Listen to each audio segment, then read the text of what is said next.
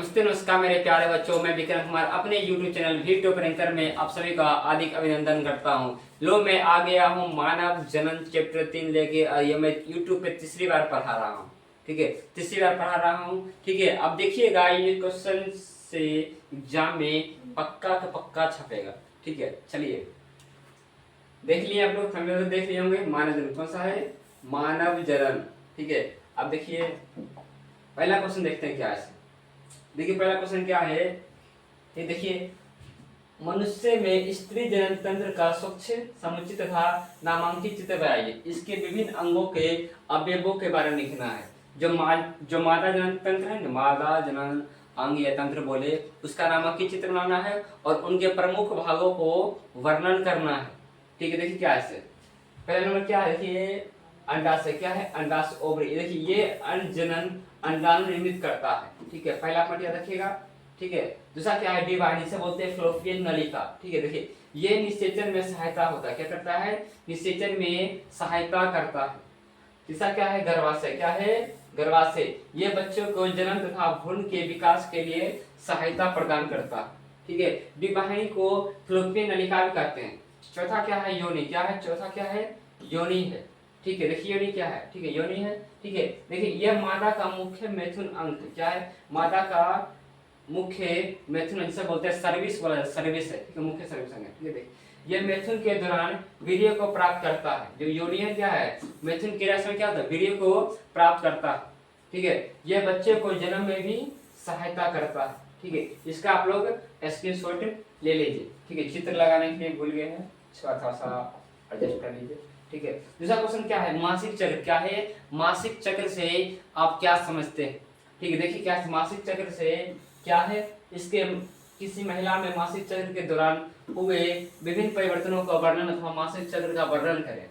तो देखिए क्या है आंसर लिखे हैं, प्राइमेट जैसे बंदर, लंगूर और मनुष्य की मादा में ऐसे प्रजनन चक्र जिससे अंडाशय में अंडजनन के साथ गर्भाशय में कुछ आंतरिक परिवर्तन होता है, उसे क्या कहते हैं? मासिक चक्र कहते हैं। और मासिक चक्र को 28 से 29 दिन में पुनः दोहराया जाता है। देखिए पॉइंट क्या लिखा है, अच्छा लिखे। देखिए यह 12 से 13 वर्ष की आयु में शुरू होता है।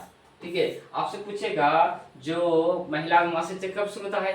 12 से 13 वर्ष की आयु में शुरू होता है। देखिए क्या है, मासिक धर्म के चक्र की शुरुआत को क्या कहते हैं? मोनार्च कहा जाता है। क्या कहता है? मोनार्च।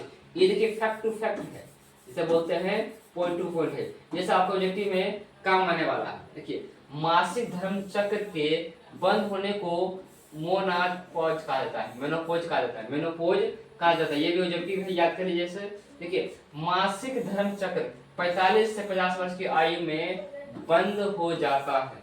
ठीक है, अगला पॉइंट क्या है? मासिक धर्म चक्र की अवधि लगभग 28 से 30 दिन। ठीक है, 28 से 30 दिन या 28 से 29 दिन होता है, वो पुनः दोहराया जाता है। देखिए इस प्रक्रिया में जीवन ग्रंथि हार्मोन और प्यूबिक हार्मोन भी शामिल होते हैं। ठीक है, ये सब आपको याद रखना है। ठीक है, आपको बहुत इंपॉर्टेंट है। ठीक है, यहाँ तक किसी कोई दिक्कत नहीं ना? अब बताइएगा, एक स्वस्थ महिला अपने जीवन काल में कितनी अंडाणु का निर्माण कर सकता है? कमेंट बॉक्स में बताइएगा। ठीक है, अगला देखिए क्या है? अंडजनन। क्या है? अंडजनन से आप क्या समझते हैं? देखिए अंडजनन से तथा शुक्राणुजनन से आप क्या समझते हैं, इसके बारे में लिख रखिए।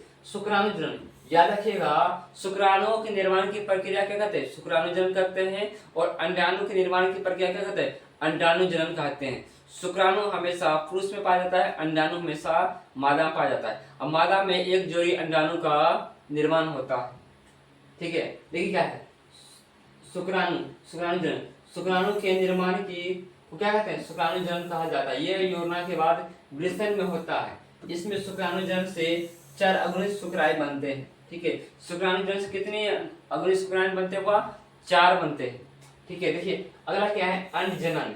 अंडाणु के निर्माण को क्या कहते हैं? अंडजनन कहा जाता है। यह अंडाशय में होता है। यह जीवन के पूर्ण अवस्था को शुरू होता है। इसमें एक अंडाणु से एक अंडाणु बनता है। ठीक है, इसको भी आप लोग स्क्रीनशॉट ले लीजिए और लिख लीजिए सर।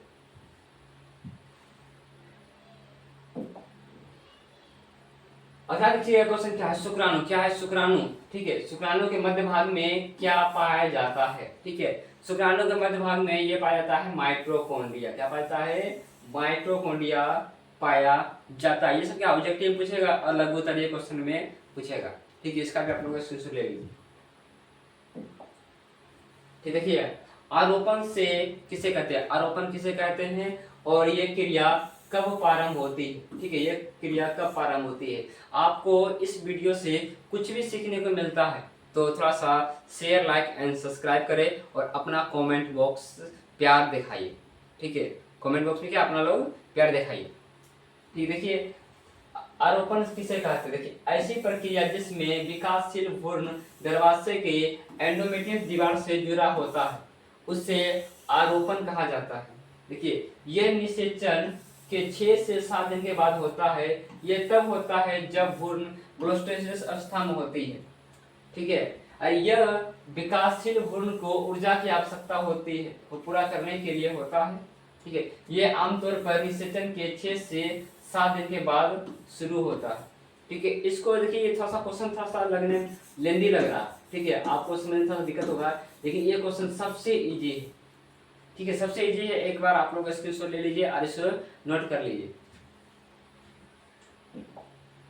ठीक है, देखिए मोरूला क्या है? देखिए मोरूला क्या है, ये क्वेश्चन आपको नया देखने के लिए मिलेगा। ठीक है, मोरूला क्या है, इसे आप नोट कर लीजिएगा। ऐसा ऐसा क्वेश्चन आपको एग्जाम में पूछेगा। देखिए बायोलॉजी क्या है, समझने का। ठीक है, आप समझ जाइएगा ना बायोलॉजी में। ठीक है, हर एक क्वेश्चन का पॉइंट टू पॉइंट आंसर दे सकते हैं। ठीक है, बायोलॉजी समझने का, रटने का नहीं है।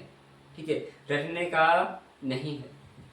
देखिएगा, मोरूला क्या है? भ्रूण की 8 से 16 कोशिका अवस्था है। इसमें भ्रूण ठोस गेंद के रूप में रहता है तथा शहतूत की तरह दिखता है। ठीक है, मोरूला के निर्माण यूनस के विदलन से होता है। पहला विदलन निषेचन के 30 घंटे बाद शुरू होता है। यदि आप निषेचन करिएगा, निषेचन करने के बाद क्या है, 30 घंटे के बाद वो क्या है, वृद्धि करेगा।